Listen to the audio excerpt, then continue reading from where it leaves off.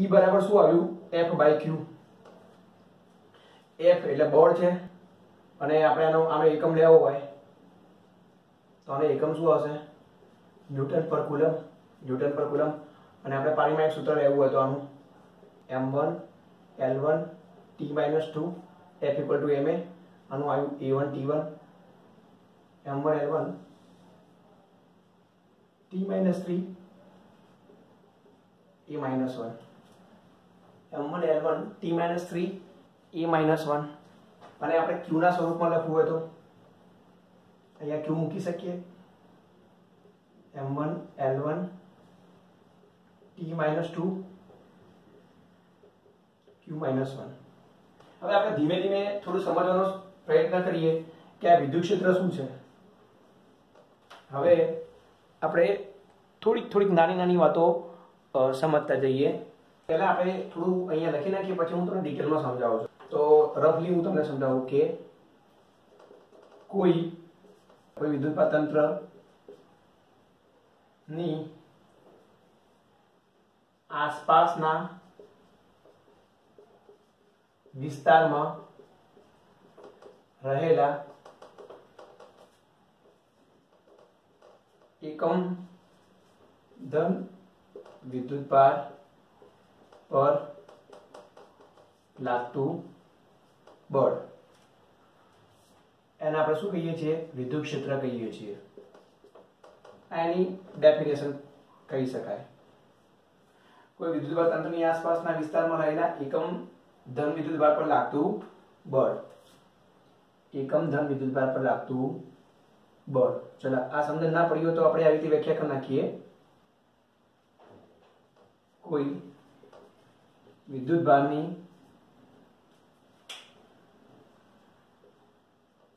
આસપાસનો વિસ્તાર કે જ્યાં સુધી તેની અસર પ્રવર્તમાન હોય તેને તે વિદ્યુતભાર તંત્રનું વિદ્યુત ક્ષેત્ર કહે છે. તો વિદ્યુત ક્ષેત્ર એટલે કઈ નથી, બળ જ છે. એકમ ધન વિદ્યુતભાર પરનું બળ.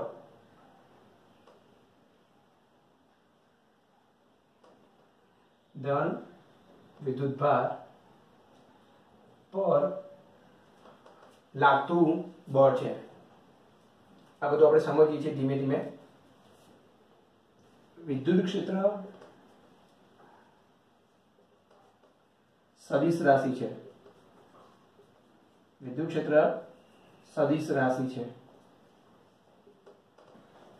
તો કોઈ પણ સદિશ રાશિ હોય એની દિશા હોય, તેની દિશા ધન વિદ્યુતભારથી ઋણ વિદ્યુતભાર તરફ હોય.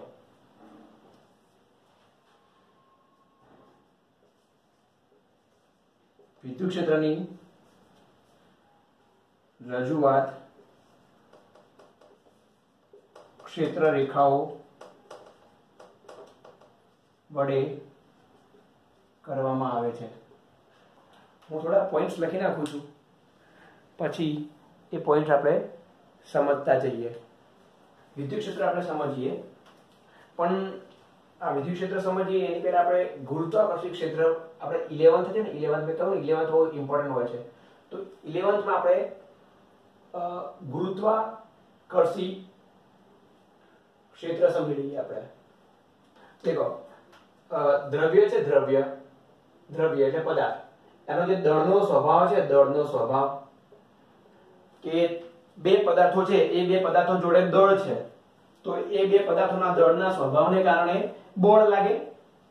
દળના સ્વભાવને કારણે બળ લાગે અને એ બળને આપણે શું કહીએ છીએ ગુરુત્વાકર્ષણ બળ. ગુરુત્વાકર્ષણ બળ. તો આપણે સમજી લઈએ સિમ્પલ કે ધારો કે આ પૃથ્વી છે અને આ ચંદ્ર છે. પૃથ્વીના દળને આપણે m કહી દઈએ અને ચંદ્રના દળને આપણે mm કહી દઈએ. હવે આ પેન છે એ ધારો કે આપણે 10 મીટર ઊંચાઈએ રાખીએ આપણે અહીંયા. ઓકે, h ઊંચાઈએ રાખીએ અહીંયા પેન. તો આનું m દળની આ પેન છે, રાઈટ? m દળની આ પેન છે. હા, તો આ પેન m શું છે? પેનનું દળ છે. તો આનું જે બળ આવવાનું, આનું બળ F અર્થ, તો એ કયું આવવાનું? G m e m upon r e plus h નો સ્ક્વેર આવવાનો. આનું F m કયું આવવાનું? G m m m upon મૂળની ત્રિજ્યા છે આપણે rm plus h નો સ્ક્વેર આવવાનો. દ્રવ્યમાન કેન્દ્ર થી અંતર લેવાનું આવે ને. આનું દ્રવ્યમાન કેન્દ્ર અહીંયા છે એટલે આ ત્રિજ્યા r આવવાની, અને આનું દ્રવ્યમાન કેન્દ્ર અહીંયા છે એટલે એની ત્રિજ્યા કેટલી આવવાની? rm. તો પેન અને પૃથ્વી વચ્ચેનું અંતર ક્યાંથી લેવું પડે? કેન્દ્રથી અને પેનથી. પેન બહુ નાની છે એટલે એનું દ્રવ્યમાન કેન્દ્ર બિંદુ વડે બતાવી શકાય. તો ખબર છે કે ગુરુત્વાકર્ષણ બળ ક્યાં આગળ વધારે લાગશે? પૃથ્વી પર. રાઈટ? પેન પર લાગતું ગુરુત્વાકર્ષણ બળ ક્યાં આગળ વધારે છે? પૃથ્વી પર વધારે છે. અને ચંદ્ર પર કેવું હશે? ઓછું હશે. આવું કેમ આવું બન્યું? આવું એટલા માટે બન્યું કારણ કે પૃથ્વીનું દળ છે, પૃથ્વીનું દળ એ ચંદ્રના દળ કરતા કેવું છે? વધારે છે. આપણે એમ પણ કહી શકીએ કે પૃથ્વીનું ગુરુત્વાકર્ષી ક્ષેત્ર કેવું છે? વધારે. પૃથ્વીનું ગુરુત્વાકર્ષી ક્ષેત્ર કેવું છે? ચંદ્ર કરતા વધારે. ઇન શોર્ટ, આપણી આ પૃથ્વી છે, તો કોઈ પદાર્થને આપણે m0 એકમ દળવાળું મૂલ્યવાળું પદાર્થ છે એને આપણે અહીંયા રાખીએ, યા અહીંયા રાખીએ, યા આપણે અહીંયા રાખીએ. ઓકે, લિમિટેશન સુધી, પૃથ્વીના વાતાવરણની અંદર વાત કરું છું. તો આમાં ગુરુત્વ પ્રયોગ ઉત્પન્ન થશે નાની ઊંચાઈઓ માટે. આમાં પણ ગુરુત્વ પ્રયોગ ઉત્પન્ન થશે, આમાં પણ ગુરુત્વ પ્રયોગ ઉત્પન્ન થશે. રાઈટ? g કેટલો હશે? 9.8 મીટર સેકન્ડ માઈનસ 2. એનો મતલબ શું છે કે આપણો જે m0 છે ને એ પૃથ્વી કરતા બહુ નાનો છે. તો આ m0 દળ ધરાવતો પદાર્થ છે એ પૃથ્વી તરફ આવશે. આવું કેમ બન્યું? કારણ કે પૃથ્વીનું દળ m છે, એના વડે m0 દળ ધરાવતા પદાર્થ પર બળ લાગ્યું. આ બળને કયું કહેવાય? ગુરુત્વાકર્ષણ બળ કહેવાય. તો હું એ જ કહી રહ્યો છું. આવું બળ કેમ મળ્યું? હા, આ m0 દળનો જે પદાર્થ છે એ ક્યાં છે? એ પૃથ્વીની આસપાસના વિસ્તારમાં છે. વિદ્યુત ક્ષેત્ર કોને કહેવાય? તો ધારો કે આ એક ધન વિદ્યુતભાર મેં લઈ લીધો. કોઈ પણ વિદ્યુતભારની આસપાસનો વિસ્તાર કે જ્યાં સુધી તેની અસર પ્રવર્તમાન હોય તેને શું કહેવાય? વિદ્યુત ક્ષેત્ર કહેવાય. ધારો કે હું કોઈ q0 એકમ ધન વિદ્યુતભાર લઈ લઉં. આ q0 નું મૂલ્ય બહુ જ નાનું છે, 10⁻�0.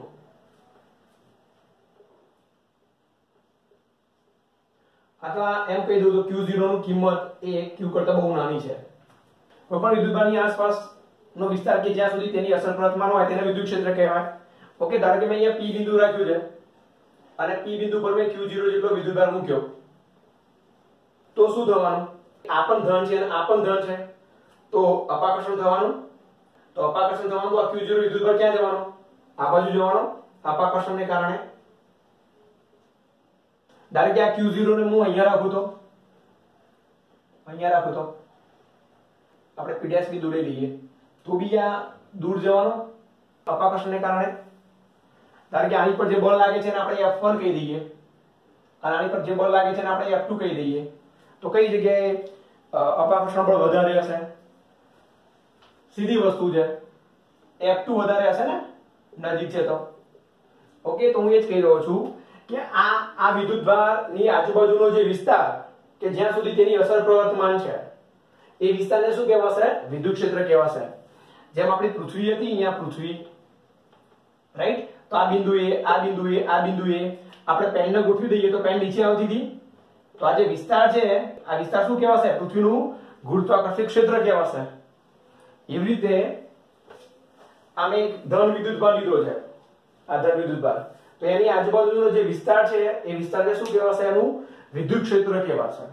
શું કહેવાશે? વિદ્યુત ક્ષેત્ર. અને આપણે એને વ્યાખ્યાયિત કરવું હોય તો દેખો, કોઈ વિદ્યુતભાર તંત્રની આસપાસના વિસ્તારમાં રહેલ એકમ ધન વિદ્યુતભાર પર લાગતું બળ હોય એને આપણે શું કહીશું? વિદ્યુત ક્ષેત્ર. કોઈ વિદ્યુતભાર તંત્રની આસપાસ એકમ ધન વિદ્યુતભાર પર લાગતું બળ હોય એને આપણે શું કહીશું? વિદ્યુત ક્ષેત્ર કહીશું. અને ઋણ માટે બનાવવું હોય તો તમે જાતે બનાવી દેજો, રાઈટ. ઋણ વિદ્યુતભાર હોય તો ઋણ વિદ્યુતભાર હોય એના આસપાસનો વિસ્તાર લઈ લઈએ આપણે. અહીંયા Q0 વિદ્યુતભાર લઈ લઈએ P બિંદુ આગળ. તો શું થવાનું? આ બળ કઈ બાજુ લાગવાનું? આ બાજુ લાગવાનું. અને આ જે બળ છે આ કારણ કે ધન છે, આ શું આવશે? આકર્ષણ બળ આવશે. તો આ જે Q નો આસપાસનો વિસ્તાર છે એને Q નું શું કહેવાશે? વિદ્યુત ક્ષેત્ર કહેવાશે. આ વિદ્યુત ક્ષેત્રની સમજૂતી આપણે બળ છે ને બળ એને આપણે સહેલું કરવા માટે આપણે વિદ્યુત ક્ષેત્રને ભૌતિક રાશિને આપણે અસ્તિત્વમાં લાવ્યા છીએ. એટલે કઈ ટેન્શન લેવાનું નથી. વિદ્યુત ક્ષેત્ર તમારે બળ સમજવાનું છે, પણ એકમ ધન વિદ્યુતભાર પર લાગતું બળ. આપણે ધન વિદ્યુતભાર લઈ લઈએ. ધન વિદ્યુતભાર એની આપણે ક્ષેત્ર રેખાઓ બતાવીએ. તો ધન વિદ્યુતભાર હોય એની ક્ષેત્ર રેખાઓ આ રીતે આવશે.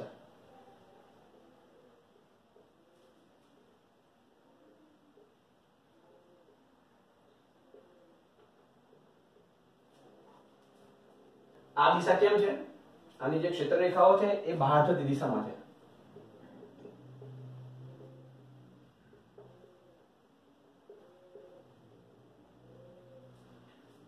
બહાર જતી દિશામાં છે. કેમ બહાર જતી દિશામાં છે? મેં તમને હમણાં સમજાવ્યું કે આ જે ધન વિદ્યુતભાર છે એની આસપાસ આપણે Q0 લઈ લઈએ, રાઈટ.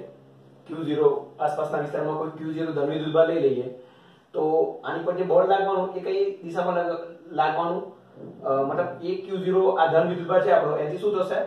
દૂર જશે, રાઈટ. કેમ? કારણ કે અપાકર્ષણ થશે એટલે વિદ્યુત ક્ષેત્ર રેખાઓ બહાર જતી દિશામાં આવશે. અને જેમ જેમ દૂર જઈએ એમ ક્ષેત્ર રેખાઓ છે ને એનું મૂલ્ય ઘટતું જાય છે. નજીક હોય વિદ્યુતભારની નજીક ત્યાં વિદ્યુત ક્ષેત્ર કેવું હોય? વધારે હોય. આ એની ક્ષેત્ર રેખા છે, આ સદિશ છે, રાઈટ. એની આ દિશા છે, આ દિશા છે અને આટલું એનું મૂલ્ય છે. આની અંદર આ રીતે આવશે.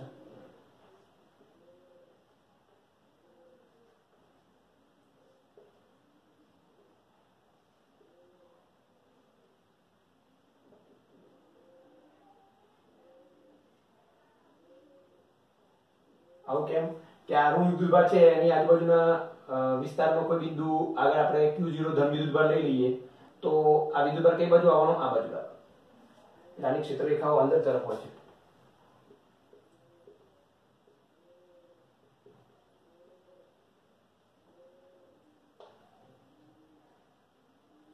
વિદ્યુત ક્ષેત્ર છે એની દિશા લઈ લઈએ આપણે. આ સદિશ રાશિ છે તેની દિશા શું આવે? ધનથી ઋણ. તો ધારો કે આપણે વિદ્યુત ક્ષેત્ર રેખાઓ દોરીએ, ક્ષેત્ર રેખા તો કેવી રીતે દોરાય? આના રીતે વિદ્યુત ક્ષેત્ર રેખા દોરાય. આ વિદ્યુત ક્ષેત્ર રેખા થઈ ગઈ. તો આની દિશા શું આવે? ધનથી ઋણ. અને પૂછ કહેવાય અને શું કહેવાય? શીર્ષ કહેવાય. તો અહીંયા શું આવશે? ધન આવશે અને અહીંયા શું આવશે? ઋણ આવશે. તો વિદ્યુત ક્ષેત્રની દિશા શું આવશે? ધનથી ઋણ. બીજી એક વાત કરી નાખીએ આપણે કે બે પ્રકારના વિદ્યુત ક્ષેત્ર હોય છે. એક સમાન વિદ્યુત ક્ષેત્ર, સમાન વિદ્યુત ક્ષેત્ર, અને બીજું અસમાન વિદ્યુત ક્ષેત્ર. તો મેં આ સમાન વિદ્યુત ક્ષેત્ર બતાવ્યું છે અને આ બાજુ શું છે? અસમાન વિદ્યુત ક્ષેત્ર. તો કેવી રીતે આઈડિયા આવશે? દેખો કે સમાન વિદ્યુત ક્ષેત્રમાં તમે એક વિસ્તાર લઈ લો, નાના કરો. ધારો કે તમે આટલો વિસ્તાર લીધો, રાઈટ. અને એટલો જ વિસ્તાર તમે અસમાન વિદ્યુત ક્ષેત્રમાં લઈ લો. તો જો અહીંયા બે જ ક્ષેત્ર રેખાઓ પસાર થાય છે. એટલા વિસ્તારમાં તમે ગમે તે જગ્યાએ લઈ લો, અહીંયા બે જ ક્ષેત્ર રેખાઓ પસાર થાય છે. તો અહીંયા જે વિદ્યુત ક્ષેત્ર છે એ સમાન છે. જ્યારે અહીંયા તમે દેખો તો અહીંયા એક ક્ષેત્ર રેખા છે, જ્યારે અહીંયા 1 2 3 અને 4 ક્ષેત્ર રેખાઓ પસાર થઈ રહી છે આ પૃષ્ઠમાંથી. તો આમાં દરેક બિંદુ આગળ વિદ્યુત ક્ષેત્રનું મૂલ્ય કેવું હોય? અચળ હોય. અને અહીંયા દરેક બિંદુ આગળ વિદ્યુત ક્ષેત્રનું મૂલ્ય અચળ હોય નહીં. એટલે આ કયું વિદ્યુત ક્ષેત્ર કહેવાશે? અસમાન વિદ્યુત ક્ષેત્ર. અને આ સમાન વિદ્યુત ક્ષેત્ર. હા, મેં તમને આ ઘણી બધી સમજૂતી આપી.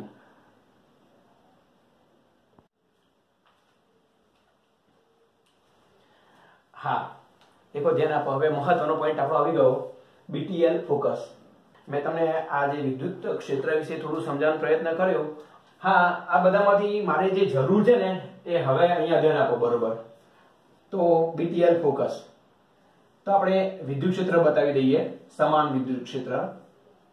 જ્યાં પૃથ્વી હોય એની આજુબાજુ ગુરુત્વાકર્ષણ ક્ષેત્ર હોય એ તે મેં એક વિદ્યુતભાર તંત્રનું વિદ્યુત ક્ષેત્ર બતાવ્યું છે. આ કયું વિદ્યુત ક્ષેત્ર છે? સમાન વિદ્યુત ક્ષેત્ર. હવે આની અંદર આપણે ધન વિદ્યુતભાર મૂકીએ છીએ. આની અંદર આપણે ધન વિદ્યુતભાર મૂકીએ છીએ, રાઈટ? અને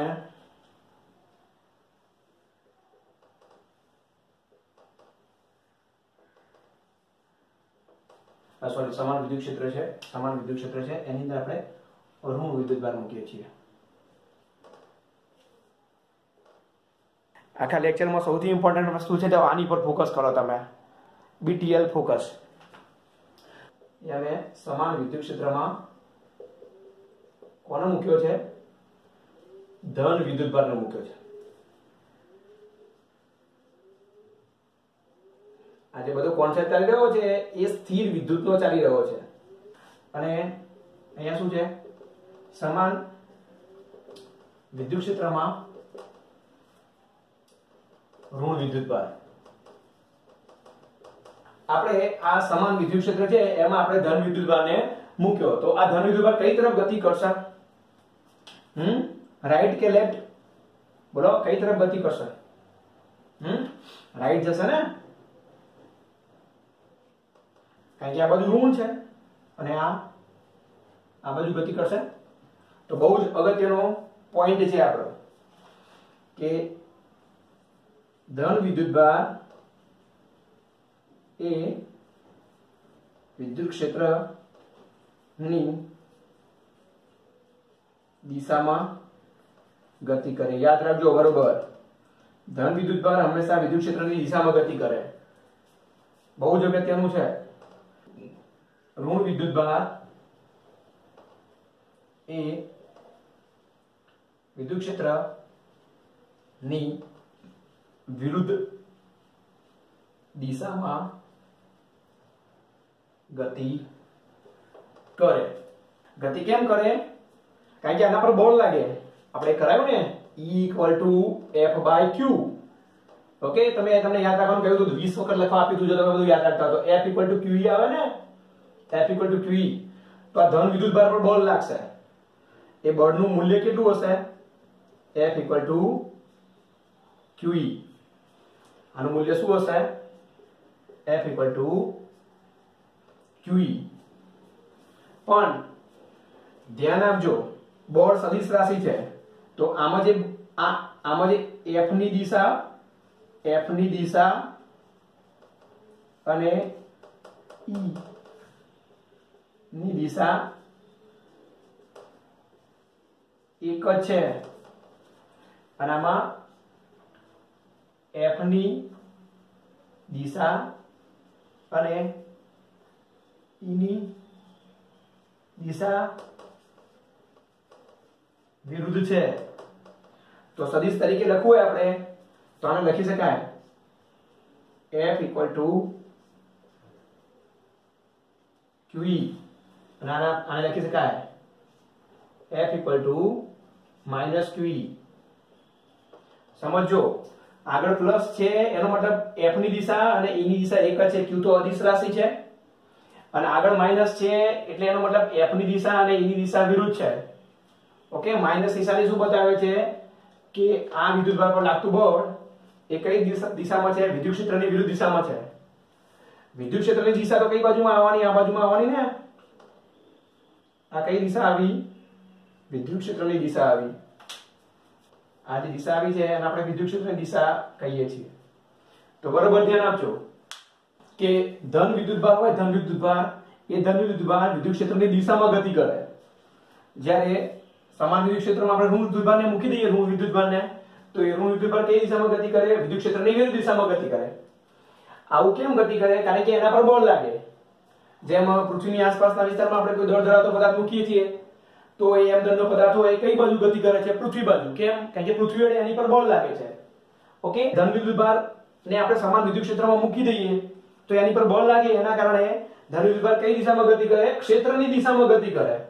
જ્યારે ઋણ વિદ્યુતભાર હોય એને આપણે વિદ્યુત ક્ષેત્રમાં મૂકી દઈએ તો એ કઈ દિશામાં ગતિ કરશે? વિદ્યુત ક્ષેત્રની વિરુદ્ધ દિશામાં ગતિ કરશે. આનો પ્રવેગ વધુ હોય તો વધી શકાય? વધી શકાય. આનો પ્રવેગ તો દેખો મૂલ્યમાં લઈ લઈએ તો આનો પ્રવેગ કેટલો આવશે? બંને માટે પ્રવેગ તો જોઈ લઈએ. બંને ક્યુ વિદ્યુતભાર છે તો પ્રવેગ તો સરખો હશે, પણ પ્રોટોન અને ઇલેક્ટ્રોન હોય તો પ્રવેગ જુદો હોય, કારણ કે દળ જુદા હોય. સમજો કે F = QE અને F = Ma = QE. તો E = શું આવ્યું? આ QE/m BTL ધવલસર BTL. આ ઇમ્પોર્ટન્ટ છે. આ જે છે ને આ ઇલેક્ટ્રોનિક્સ અને મિકેનિક્સ ને જોડતો બ્રિજ છે. ટાઈમ લઈને હું તમને સમજાવીશ. તો આની અંદર પ્રવેગ ઉત્પન્ન થયો, એ પ્રવેગનું મૂલ્ય કેટલું થયું? આટલું. પણ એ દિશા બળની દિશા હોય, પ્રવેગની દિશા હોય. અને આની અંદર પ્રવેગ ઉત્પન્ન થયો કેટલો થયો? આટલો જ થયો. પણ એની દિશા કઈ બાજુ હશે? આ બાજુમાં. અને મહત્વની વાત દેખો, તમે મારી ચેનલ છે ને એને સબસ્ક્રાઇબ કરી નાખો, વિડીયો લાઈક કરો અને શેર કરો. એટલું તો કરી શકો છો.